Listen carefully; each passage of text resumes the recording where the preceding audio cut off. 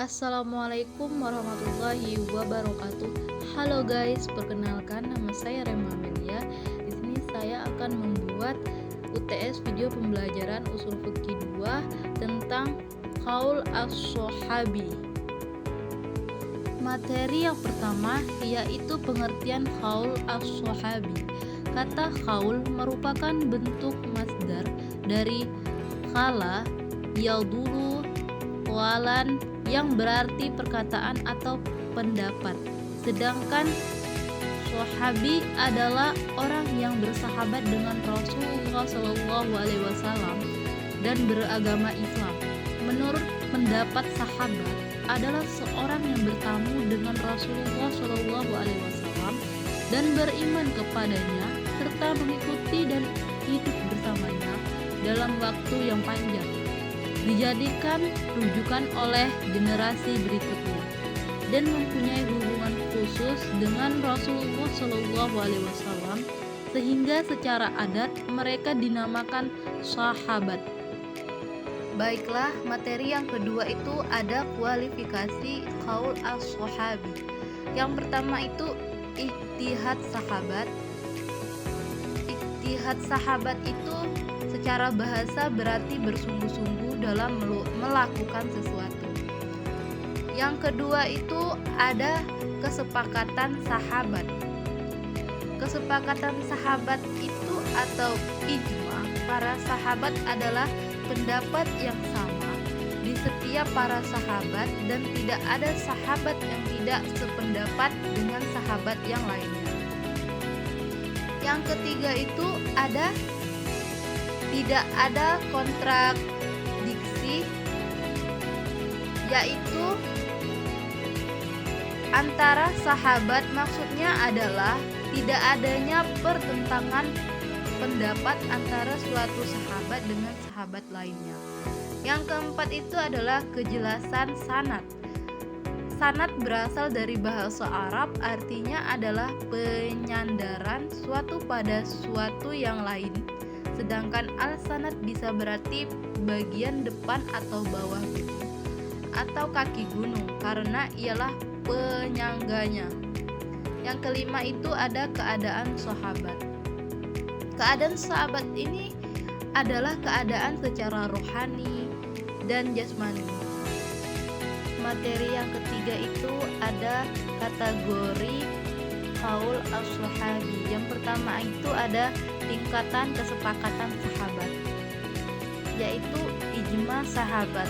Qaul as-sahabi yang disepakati oleh semua sahabat memiliki kedudukan yang paling kuat dan dijadikan sebagai hujjah dalam penetapan hukum Islam. Contohnya ijma sahabat tentang wajibnya zakat fitrah. Yang kedua itu ada kekuatan sanad, yaitu sahih. Qaul sahabi dengan sanad yang sahih terjaga keasliannya lebih diutamakan daripada qaul sahabi dengan sanad yang lemah. Sanad yang sahih menunjukkan bahwa qaul as-sahabi tersebut berasal langsung dari Nabi Muhammad SAW melalui perawi yang terpercaya. Yang ketiga itu ada kecocokan dengan Al-Quran dan Sunnah, yaitu mujtahid. Qaul as-sahabi yang tidak bertentangan dengan Al-Quran dan As-Sunnah lebih diutamakan daripada qaul as-sahabi yang bertentangan dengan keduanya. Hal ini menunjukkan bahwa qaul as-sahabi tersebut bersumber dari pemahaman Nabi Muhammad SAW yang benar. Munkir qaul sahabi yang bertentangan dengan Al-Quran dan As-Sunnah umumnya ditolak dan tidak dijadikan sebagai hujjah dalam penetapan hukum Islam. Yang keempat itu ada masail yang tidak termasuk objek ijtihad. Dalam hal ini para ulama semuanya sepakat bahwa qaul as-sahabi bisa dijadikan hujjah. Contohnya itu qaul as-sahabi tentang tata cara berwudu dan sholat. Masail yang termasuk objek ijtihad dalam hal ini, para ulama berbeda berpendapat tentang kedudukan qaul as-sahabi. Adanya berpendapat bahwa qaul as-sahabi tetap bisa dijadikan hujjah. Ada pula yang berpendapat bahwa qaul as-sahabi tidak bisa dijadikan hujjah dan harus dilakukan ijtihad terlebih dahulu. Terus ada mazhab fikih.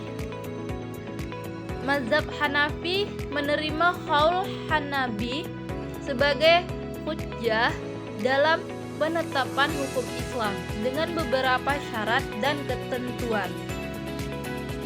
Materi yang selanjutnya yaitu contoh qaul as-sahabi. Contoh qaul as-sahabi ini bolehnya melaksanakan sholat tarawih berjemaah.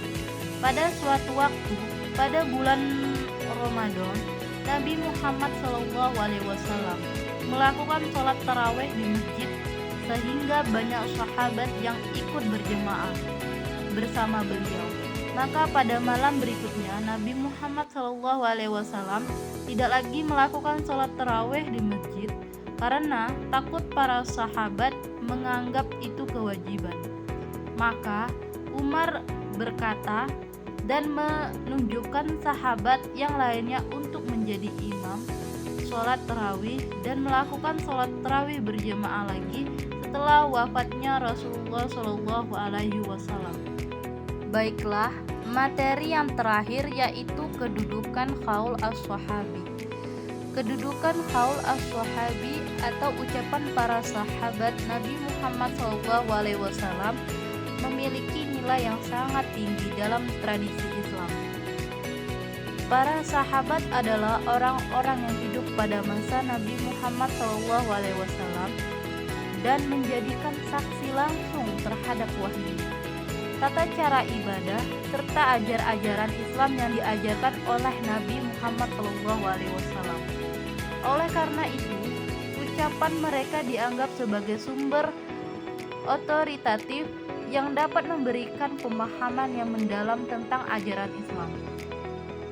Pentingnya qaul as-sahabi dapat dipahami dengan beberapa perspektif. Terdapat perbedaan di antara ulama tentang keabsahan dan kekuatan hukum berbagai pendapat sahabat, tergantung pada konteks dan kualitas rakyat yang menyertainya. Dalam konteks hukum Islam Sunni, qaul as-sahabi dapat menjadikan salah satu dari berbagai sumber hukum yang digunakan untuk menetapkan hukum syariah. Selain qaul as-sahabi,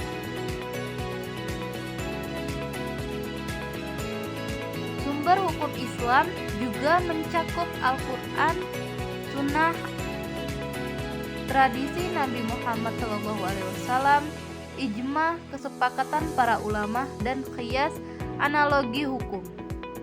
Oleh karena itu, kedudukan qaul al-sahabi sebagai dalil hukum dapat